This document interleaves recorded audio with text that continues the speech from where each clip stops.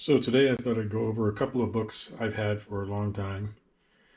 This one, I think I first heard of it when I was working at Marvel. It's called The Five C's of Cinematography Motion Picture Filming Techniques by Joseph V. Mascelli. And it came out in the 60s. And so by the time I was at Marvel, I think it was out of print.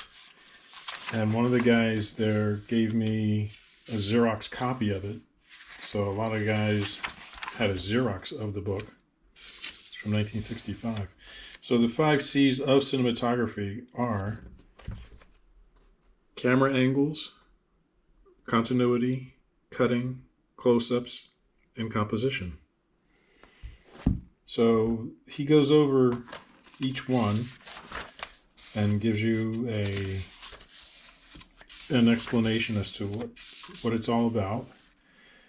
Camera angles are, where are you putting the camera? Notice in this shot here, stagecoach coming 3/4 to camera. The cameraman and the operator are up here on a crane shooting down at them. So it's a down shot coming past camera. Good for dramatic effect. So it shows you a whole lot of different camera angles, and it explains what they mean. It explains why you should or shouldn't do them. This is important for when you're storyboarding and animating your shots and laying out your shots, to know this type of information. Why is the camera here? Why is the camera there? What does the shot mean? What's going on in the shot? Where best to place the camera so that the information is getting across to the audience, making the best dramatic statement to the audience. So as you see, there's a lot of stills from movies and TV shows to explain what and why is going on. The important question being why? Why do it? Why do a shot like that? If you do a shot like this, all you're seeing is the width and the height of the building. If you do a shot like this, it's a bit more dramatic because we're seeing two sides of the building. You're seeing that it's this wide and this high, but also it's that deep. That could come in later on in your story, that the building goes back so far. By only showing this, you don't know how deep the building is. So let's skip ahead. Shows you where to put the camera for when you have people speaking. Important things like that. Continuity is your camera shots lined up to put across an idea, and one shot follows another, making sure that those shots are in an order to show something important. So he's showing a train going this way, does a down shot of the same train still going that direction. Then he does kind of a horizon shot, well, a man's point of view shot of the train coming towards us, still going in the general direction of left to right. And when you put these shots together, that's what makes your film. That's what gives your film continuity, is putting these separate shots together. Where to place the camera. These diagrams show you want to put the camera here. The guy is kind of walking away. Your next shot should be here, a 3/4 of him walking. Your next shot is here, of him coming through this opening towards camera. Your next shot could be here, coming right at camera. So that's continuity, putting your shots together to make a story, making sure that you don't confuse the audience. Cutting, what this is part of a moviola, which in the old days, this is how they would edit film. So in this case, looks like he's got 16mm reels here. And one set of reel would be sound, Another one is sound. This one is picture. And there's a little viewer down here, a little screen that you look through and see the picture, and you line up the picture with the two sound tracks. One track probably has dialogue. The other one may have sound effects. And this is what an editor used to do, is have reels of film to look through and get everything lined up. So how you cut between shots is important. You see this 3-shot here. This lady's sitting down. When we cut to her, she's looking up. And we cut to the 2 people she's looking up at. This lady walks away. So this is why are we doing the shots? And that's what cutting is all about. So that's one way of doing it, is cut here and then she walks towards camera and the camera backs up. Or we do this shot here, she looks down and then she looks up and she's probably on her way to walking out. So cutting is putting your shots together in the edit room. Your next C is close-ups. How to do the close-ups. How do they cut from one to another? Your next C is composition. What's going to be in your shot? This is a famous John Ford movie, How Green Was My Valley. We see a long shot of the miners walking away from the coal mine. So we see them walking here. This side is probably where some of them live. And back here is the coal mine with all the smoke from the machinery. Composing shots is very important. Where you're going to place your camera with the subject matter, what's important, theories about how to use a triangle for composition. Here's another triangle. This is the shot.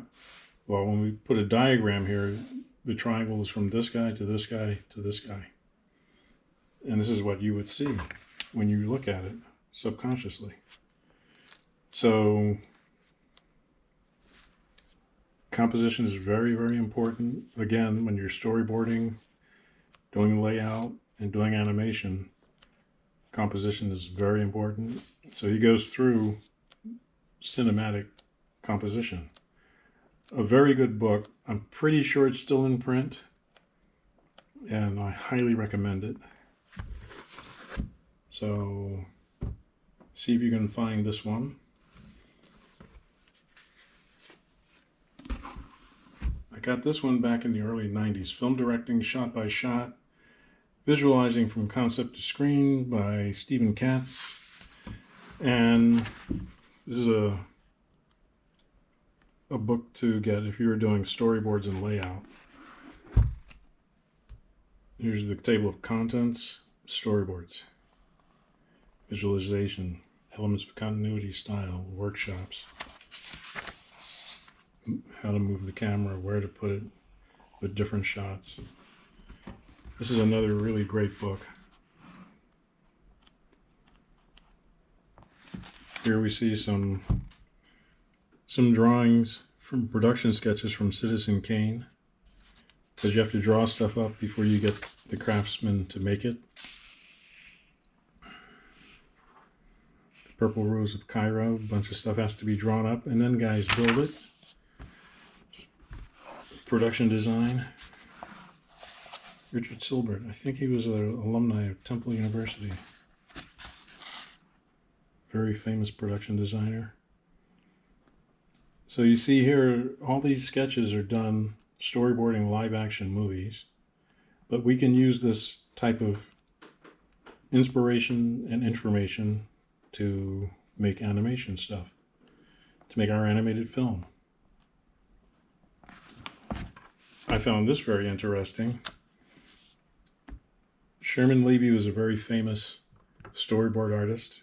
This is from Blade Runner, but they didn't actually film this in the original Blade Runner from 1982. And as I looked through it, I realized, oh, they actually filmed this for Blade Runner 2049.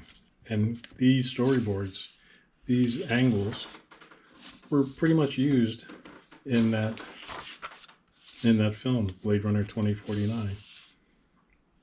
This guy was played by Batista, and after he was killed, the Blade Runner reaches down and pulls out something from his mouth. Then he walks out and gets into his car and takes off. So something like this pretty much was done in the new Blade Runner movie. So a lot of storyboard drawings in here, and they explain exactly what movies they're from and why they were done. Tools and techniques to visualize. These would be kind of exercises. The production cycle, how things are done, from script to design, location scouting, everything's explained in here. Another highly recommended book. When you're doing shots, an extreme close-up is here. Medium close-up is a little wider. Full close-up is showing the shoulders, or just the top of the shoulders. And then the wide close-up is showing all the shoulder. A close shot is at the armpits. Medium close-up at the waist. Medium shot below the waist. Medium full shot at the knees. Full shot is showing the entire figure from head to toe. This is the kind of language you need to know when you're storyboarding. There's a bunch of close-ups there. And a lot of this dovetails with the 5 C's of cinematography. So this is how to plan your shots when someone's standing up to walk around, where you're going to put your camera to best explain it. And it goes through exactly what the camera's going to see. So diagramming out everything, very important to know this stuff. So how to do dialogue shots. People are talking, you don't want to confuse your viewer. And this is explaining how to keep everything straight. And everything in here can be used for animated film. So I'm sure you can find a used copy of this book. It's from 1991, I believe. A very, very good book. So those are my 2 book recommendations. And put that in there. Film directing, shot by shot. And 5 C's of cinematography. Keep an eye out for them. Maybe you can get them as digital books. I don't know. At any rate, we'll see you next time, and keep drawing.